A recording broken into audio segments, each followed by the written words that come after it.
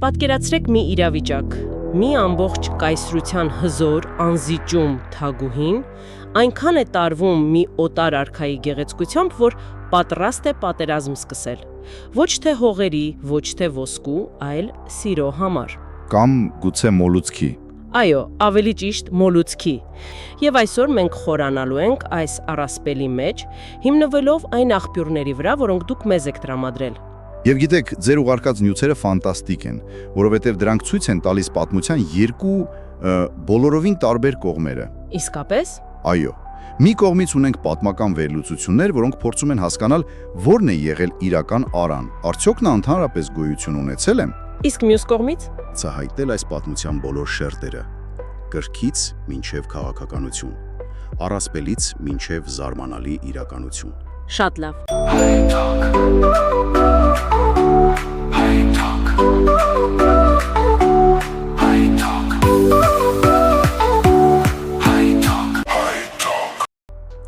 Դե եկեք սկսենք հենց գլխավոր հերոսներից, որովհետև նրանց կերպարներն արդեն իսկ այսպես ասած բախման մեջ են։ Մի կողմում ունենք հայրոց արքա Արա Գեղեցիկին։ Հենց անունը արդեն ամեն ինչ ասում է։ Այո, այն դարձել է նրա գեղեցկության հոմանիշը։ Բացարձակապես։ Աղբյուրներում նա ներկայացվում է ոչ միայն որպես գեղեցիկ, այլև որպես արժանապատվության, հավատարմության խորհրդանիշ։ Նա ամուսնացած է, ունի կին Նվարդ անունով և նվիրված է իր երկրին։ Իսկ մյուս բևեռում Շամիրամն է, Ասորեստանի այրիացած, իշխանատենչ ու անսանց կրքոտ թագուհին։ Նա մի կին է, որը սովոր չէ մերժում ստանալ, երբեք։ Ուսուցություններից մեկում նշվում էր, որ Արան կարող էր լինել իրական պատմական դեմք։ Այո, եւ սա լեգենդին տալիս է անսպասելի խորություն։ Հայ պատմիչները, մասնավորապես խորենացին, Արային համարում են իրական անձ։ Կա վարկած, որ նա եղել է Մթա 9-րդ դարի հայոց արքա Արամի որդին։ Իսկ մեկ այլ ավելի համարձակ տեսություն էլ կար։ Այո, այն պնդում է, որ Արա Գեղեցիկը հենց ինքը Արամ արքան է։ Եվ սա շատ կարևոր է, որովհետև Արամն իսկապես ապրել է Շամիրամի ժամանակներում։ Սպասեք, այսինքն նրանք ժամանակակիցներ են եղել։ Ճիշտ այդպես։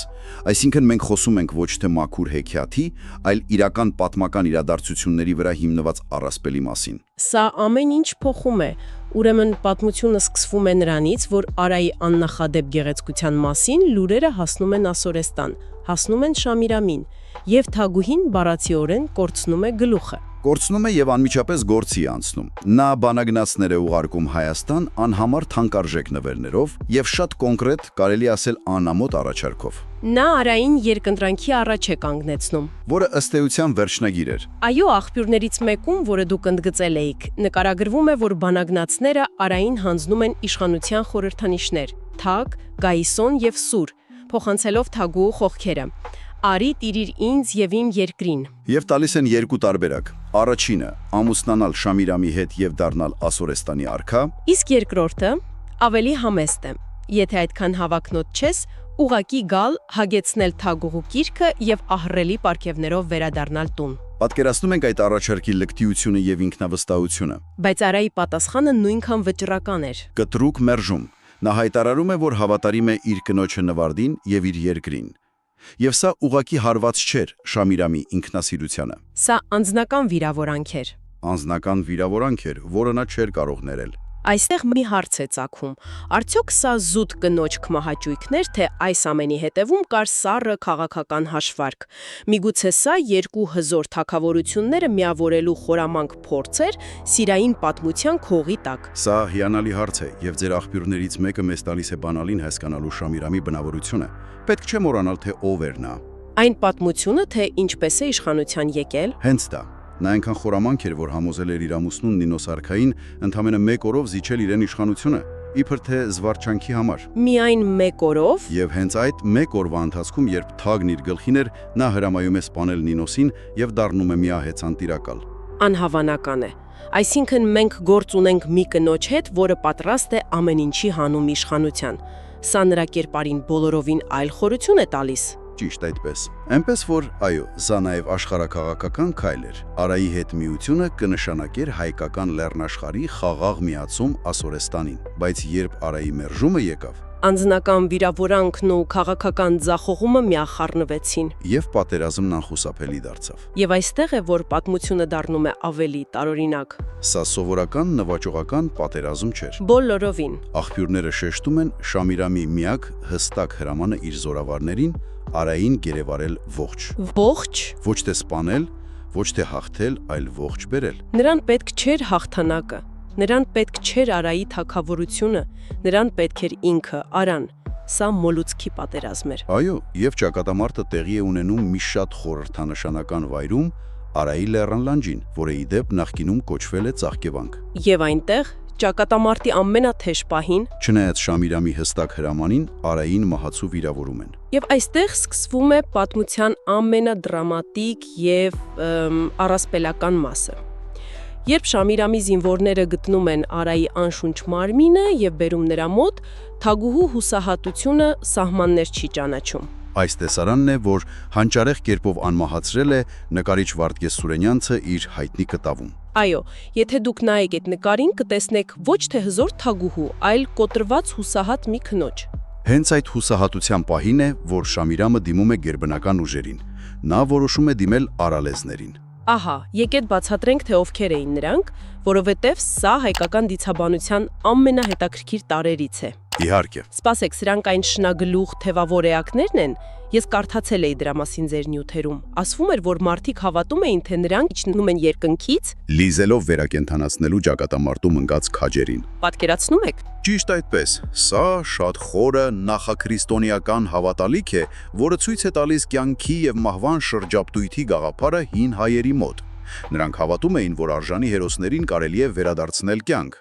Եվ Շամիրամը կարճելով այս վերջին հույսից, Հրամայում է Արայի մարմինը տանել լեռան գագաթը, կանչում է քրմերին եւ պահանջում է կանչել արալեզներին։ բայց հրաշքը տեղի չի ունենում։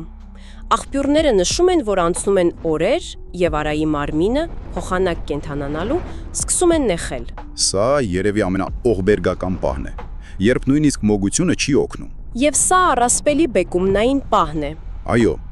այստեղ Շամիրամը աշխարհի ամենահզոր կանանցից մեկը բախվում է իր իշխանության սահմաններին։ Նա կարող է հրամայել բանակներին, կարող է սպանել սեփական ամուսնուն, բայց չի կարող հրամայել աստվածներին կամ խաբել մահին։ Եվ հենց այդ պահին, երբ հայոց զորքը, իմանալով արքայի մահվան մասին, հավաքվում է վրեժխնդրության համար, Շամիրամը հասկանում է, որ մնացել է իր վերջին զենքը՝ խորամանկությունը։ ու ինչպիսի խորամանկություն, սա ուղղակի հանճարեղ քայլ է։ Նա գտնում է իր սիրեկաններից մեկին, հագցնում նրան Արայից դեստները եւ զրահը, Եվ լուր է տարածում։ լուր է տարածում, թե աստվածները լսել են իր աղոթքները, արալեզները իջել են եւ կենթանացրել Արային։ Ու ոչ միայն կենթանացրել են, այլև Արան վերջապես ընդունել է իր սերը։ Այսինքն նա ստեղծում է կեղծ հրաշք։ Նա հայերին ասում է. «Ձեր արքան ողջ է, նա ինձ հետ է եւ նա ինձ է ընտրել»։ Անհավանական խաբեցություն։ Այս խաբեցությամբ նա միանգամից երկու նպատակի է հասնում։ Նախ հանդարտեցնում է վրեժխնդիր հայերին, երկրորդ փրկում է իր դեմքը եւ թույլ տալիս իր բանակին անվտանգ դուրս գալ Հայաստանից առանց հետագա կորուստների։ Սա քաղաքական թատրոն է իր լավագույն դրսևորմամբ։ Բացարձակապես։ Այս պատմությունն ինքնին արդեն շատ հզոր է։ Բայց այն ինձ ամենաշատը զարմացրեց ձեր աղբյուրներում, այն էր, որ այս առասպելը մեկուսացված չէ, այն ունի արձագանքներ համաշխարհային մշակույթում։ Սա ինձ համար բացահայտում էր։ Այո, եւ այստեղ է, որ մենք դուրս ենք գալիս զուտ հայկական համատեքստից։ Նախ եկեք խոսենք մեռնող եւ հառնող Աստծո գաղափարի մասին։ Այո, դա շատ հետաքրքիր թեմա է։ Արայի կերպարը լիովին համապատասխանում է այս հնագույն միֆին, որը խորհրդանշում է բնության մահվան եւ վերածննդի ցիկլը։ Գառնանը բնությունը մեռնում է, իսկ հետո հարություն առնում։ Նույն կերպարներն են, ինչպիսիք են Օսիրիսը Եգիպտոսում կամ Թամուզը Շումերում։ Ճիշտ այդպես, եւ Փյունիկիայում Ադոնիսը։ Արան հայկական դիցաբանության այս կարևորագույն կերպարն է։ Եվ այդ թեման, ինչպես նշվում է, շարունակվում է նույնիսկ Արայի սերունդների մեջ, նրա թոռը Անուշավան Սոսանվերը, որի անունը կապվում էր Սոսի ծառերի պաշտամունքի հետ։ Սոսիները նույնպես խորհրդանշում են հավերժական կյանք եւ վերածնունդ, այսինքն սա մի ամբողջ գաղափարական գիծ է։ Հասկանալի է։ Բայց հիմա պատրաստվեք ամենաանսպասելի կապին։ Այն գտնվում է մի տեղում, որտեղ երբեք չէիք սպասի գտնել հայկական առասպել։ Որտեղ։ Պլատոնի պետություն աշխատության մեջ։ Սպասեք։ Ինչպես կարող է Արան կապված լինել Պլատոնի հետ։ Սա հնչում է անհավանական։ Դա այդպես է հնչում, բայց փաստերը շատ համոզիչ են։ Գոյություն ունի շատ հետաքրքիր տեսություն, որը ներկայացված է ձեր աղբյուրներից մեկում։ Պլատոնն իր Պետություն գրքի վերջում պատմում է Պամփիլիացի Էր անունով մի զինվորի մասին։ Էր։ Այո, ուշադրություն դարձրեք անվանը։ Էր։ Նա սպանվում է ճակատամարտում, նրա մարմինը մնում է անթաղ 10 օր, իսկ 12-րդ օրը, երբ նրան դնում են թաղման խարույկի վրա, նա հանկարծ հարություն առնում։ Եվ պատմում է, թե ինչ է տեսել հանդերձյալ աշխարհում։ Ճիշտ այդպես։ Էր, որը հնչում է ինչպես Ար։ Եվ 10 օր, ինչպես Արայի մարմինը մնաց լեռան վրա։ Նմանությունները շատ ակնհայտ են։ Դրանից ավելին, Պլատոնը նշում է, որ Էրի հոր անունը Արմենիոս էր։ Այսինքն Արմենիոսի որդի Էրը։ Այո, Արմենիոսի որդի Էրը, որը մահանում է, 10 օր մնում է անթաղ եւ հետո վերակենդանանում է։ Շատ հետազոտողներ այսօր համոզված են, որ սա Արայի առասպելի հունականացված փիլիսոփայական մեկնաբանությունն է։ Սա ուղղակի խելահեղություն է։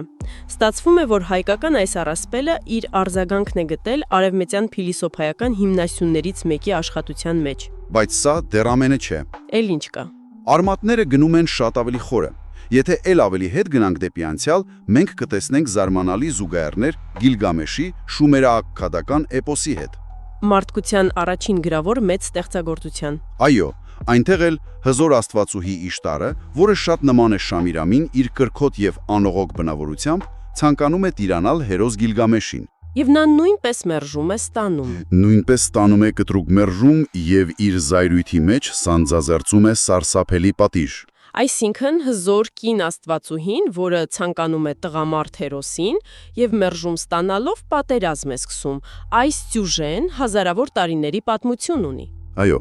այս պատմության արմատները գալիս են հենց Միջագետքից, մարդկային քաղաքակրթության օրրանից։